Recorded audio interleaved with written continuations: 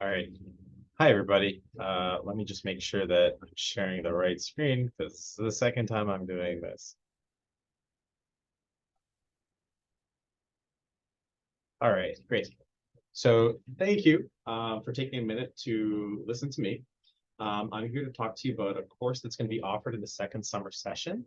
This will be from July 5th to July 31st, and it will be a hybrid course. The first half will be done more or less remotely. The second half will be done in person and in the field. This is a course to introduce people to field ecology research, and it will be specifically focused on bluegill, which are part of the family of sunfishes that we find all over North America. And they are very interesting for a variety of reasons. The reasons that we study them is because they have these very vibrant colors and very interesting behaviors that initiate during their mating season, which is right about halfway into July. Males of this species, they basically eat and bulk up the entire year. So that way, when it comes around to mid-July, they can dig out these little territories.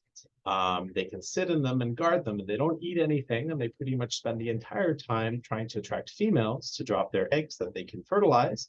And then they guard those eggs until they hatch into free swimming fry. And then they guard them even longer. So they're kind of like super dads throughout this whole process when they're doing courtship, for example. Other males that don't invest the time into building a territory and guarding it might just dart in, release their sperm, and run away. Those are what we call sneaker males, and they represent alternative reproductive tactics that are used among these fish. In addition to that, during the whole guarding stage, you have these really protein-rich eggs as well as baby fish that look delicious. In fact, they look like a buffet to any other fish in the area that might be hungry. So dad pretty much has to protect these fish for the first 2 weeks of their life until they're capable of free swimming. And at that point, they go off into the lake and they move on to the next stage of their life. So we study this specifically when they set up these territories and they form these large leks, which are kind of like neighborhoods of other males that are guarding their own little territory. And we've been doing this for the last several years, that's 3 years, let's say, since the pandemic. And it's very interesting work. It basically takes you outside, introduces you to a bit of research.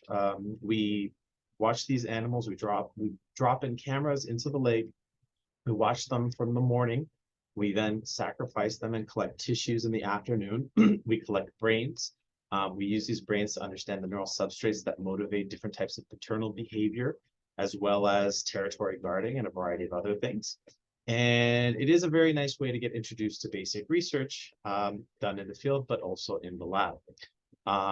As I mentioned, the course runs from July 5th to July 31st. We operate Monday to Thursday from 9 to noon in the first 2 weeks, and then for the whole day, pretty much from 9 to 4 p.m. in the last 2 weeks.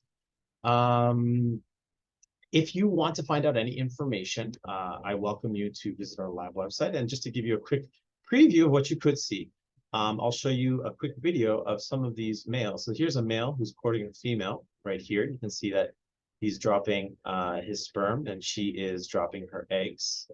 You'll see they'll go around in little circles. And while he's doing this, he's constantly focused on everything that's happening around him. He's chasing other fish that might try and sneak in. He's also chasing away fish that might come in and eat the eggs that are there. Sadly, what ends up happening is that all of these fish end up kind of ganging up on him. In fact, they're fish of the same species, and they'll gang up on him and pretty much eat all of his eggs, and then he has to start all over again. So there's quite a bit of drama that happens out there, and this happens in about 3 to 4 feet of water. So this is an example of one of the videos that we've collected. And just to give you an idea of what the work entails, we're basically spending our summer in upstate New York in Lake Welch, as well as Byram Reservoir. We work in about 3 to 4 feet of water. And we're also working with the CUNY's College Now students, which are a bunch of high schoolers that take part in this program, and it involves them in research as well. So there's opportunity for mentorship, as well as a pair of hands to help you with all the work. Like I said, if you want to find out more information, consider visiting the alvaradolab.com. And I'll take you really quickly to what you can see on the landing page. Basically, you'll end up here. Give me 1 second. And then from here, you can go to teaching. And then from teaching, just click on the field ecology. Studies here at Queen's College, and you'll get a bunch of information. And if you are interested, please fill out your name, email, and reach out to me. And what we can do is set up registration for the course. We do have limited spots, but we do want to have those of you that are really interested in this work take part. So please feel free to reach out. Thanks again. I won't take any more of your time.